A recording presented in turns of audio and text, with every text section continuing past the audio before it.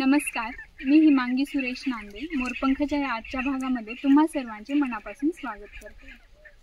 आपल्याला माहीतच आहे की भारत हा कृषीप्रधान देश असल्यामुळे शेतीशी संबंधित विविध सण उत्सव भारतामध्ये मोठ्या प्रमाणात साजरे होतात। असाच एक सण म्हणजे दर्शवेळामासा म्हणजेच ग्रामीण भाषेतील येळवस। मूळचा कर्नाटकी असलेला हा सण महाराष्ट्रामध्ये मराठवाड्यातील लातूर, धाराशिव, सोलापूर आणि परळीचा काही भाग या ठिकाणी साजरा होतो।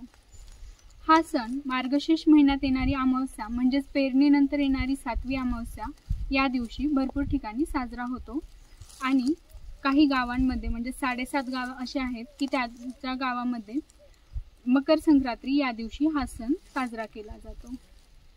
या सणाचं वैशिष्ट्य हे आहे की पावसाळ्यानंतर हा सण येतो, त्यामुळे शेतामध्ये झाडं बहरलेली असतात, पायवाटा सुकत आलेल्या असतात। अशातच शेतकरी आपापल्या शेतीमध्ये आपल्या कुटुंबियांसोबत हा सण मोठ्या उत्साहाने साजरा करतो।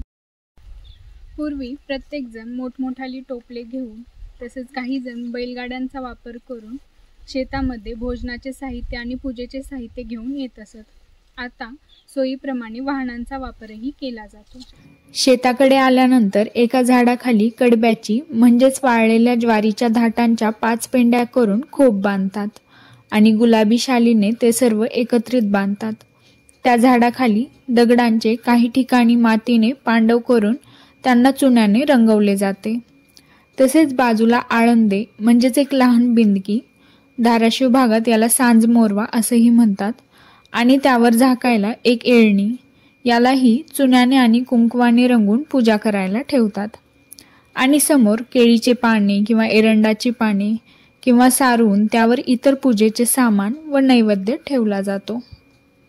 नंतर आरती करून एका द्रोणामध्ये भजी, उंडे, भात, वरण हे सर्व मिक्स करून घरातील मोठी व्यक्ती आणि त्यांच्या मागे पाण्याचा तांब्या घेऊन घरातील छोटी व्यक्ती, मुले त्या खोपेभोवती फिरतात।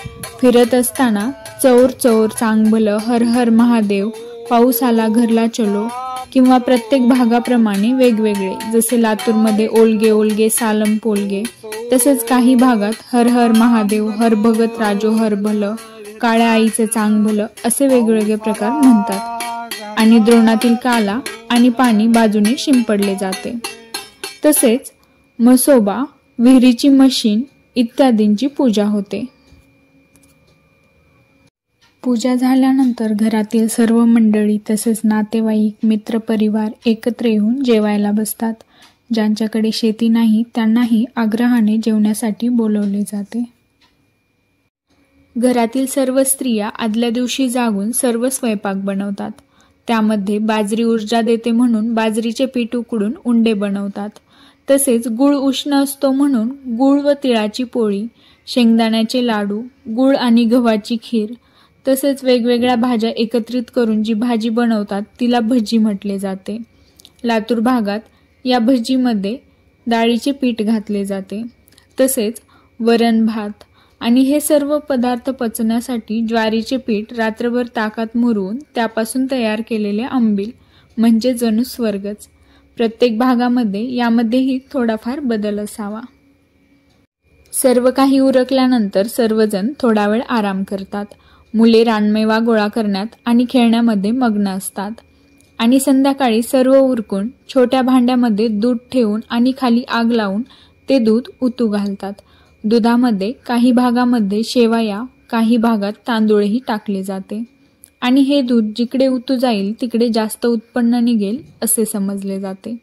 या दिवशी लातूर, धाराशिवमध्ये कलेक्टर डिक्लेअर्ड सुट्टी असते आणि दिवसभर सुनसान असणारे रस्ते संध्याकाळी गजबजून गेलेले असतात। संध्याकाळी सर्व पूजा उरकून सांजमोरव्यामध्ये एक छोटासा दिवा लावला जातो। त्यानंतर नारळ फोडून जी खीर उतू घातली होती ती खीर नैवेद्य म्हणून ठेवली जाते आणि त्यानंतर पूजेची सांगता होते। या पूजेच्या माध्यमातून शेतकरी काळ्या आईचे ऋण फेडणे हा हेतू असू शकतो। तसेच पूजेदरम्यान फेकला जाणारा काला पिके आणि भूमी यांना अन्न देण्याच्या प्रक्रियेचे प्रतीक असतो आणि माठावरचे चुना, कुंकू हे रंग सुचिता आणि समृद्धीचे प्रतीक होय। काळी घोंगडी अंथरून जणू शेतकरी माती अंगभर माखण्यात धन्यता मानतो असा आशय असावा. या दिवशी सगळ्यांचा संध्याकाळपर्यंत शेतीमध्ये मुक्काम असतो. उन्हं उतरली की लोक परतीच्या वाटेला लागतात. एक दिवस काळ्या आईच्या सानिध्यात राहायचं आणि या सणाची पुढच्या वर्षीपर्यंत आतुरतेने वाट पाहिली जाते. सर्व शेतकरी सुखासमाधानाने आपापल्या घरी जातात.